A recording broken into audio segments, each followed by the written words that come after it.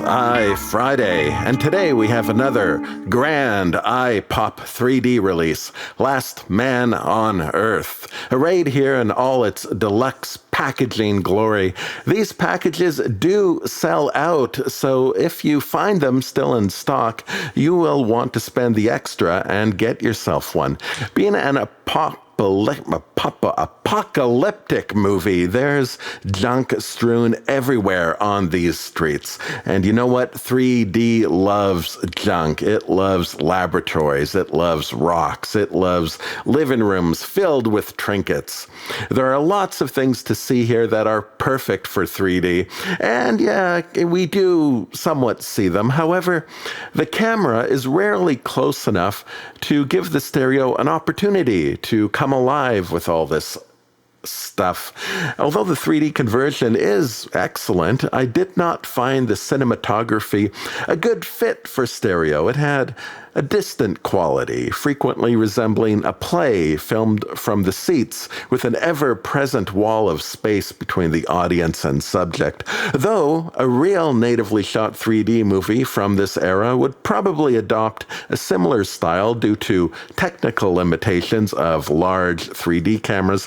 Here, it was either a director oversight or a result of fast, cost-effective filming that focused on capturing the broad strokes of each story point. Something about seeing the smoke on top of and not attached from this burning body dump makes this grisly scene unnervingly alive. Flat, well, it's a setting, it's a picture, still haunting, but seeing the smoke as cloud-like with depth makes it feel like something that a person enters into, gets covered in, perhaps even can't wash off, much more like being in the belly of this ethereal monster of a world.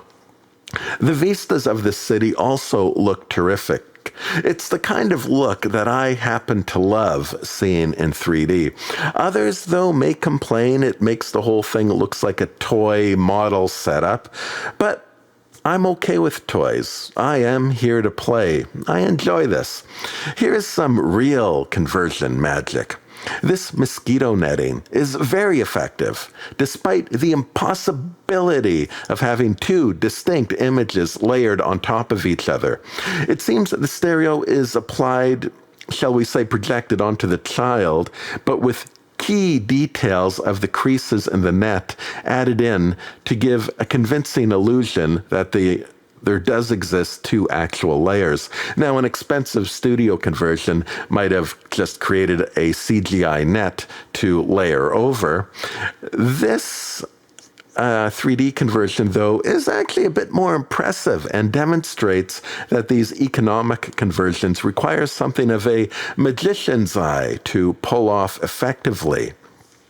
Probably the only consistent stereo issue of note I found here is with the car windows. They often felt like magnifying glasses as you watch the actors pass behind them. I guess the image coming through the window often had to be left flat out of necessity, and that just kind of made it stand out a bit. And sometimes it felt appropriate, as the old cars are such a tank that you could easily imagine the old windshields being equally as thick and refractive, though I guess that would make it somewhat dangerous to drive. Now, the plot in this movie can be unclear, but as I understand, the Risen are supposed to be a kind of proto-vampire rather than an actual, what we call a zombie. Therefore, mirrors and garlic make frequent appearances. The mirrors, I was a bit on the fence with how the conversion handled it. It's always a nitpick area for me on these iPop releases, especially the Plan D ones. Here, it does the job most of the time. On this glass, I wish the scars were preserved a bit more. And here, I feel her head comes out of the glass just a tad more than I would naturally expect. Not terrible, mind you. It's nice to see that there was significant depth in the reflection.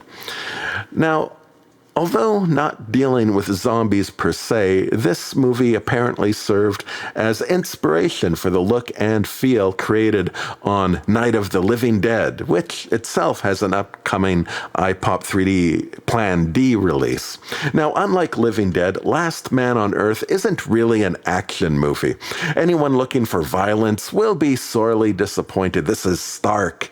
This is moody. This is a meditative movie, almost entirely composed of exposition. Although it's debatable if anyone would be talking about this if it did not star Vincent Price, I can't help but feel he's perhaps miscast here. He has this natural sneer, which is at odds with this story's cry for compassion. Still, it has some solid moments, haunting moments, and certainly invites those with an eye for allegory.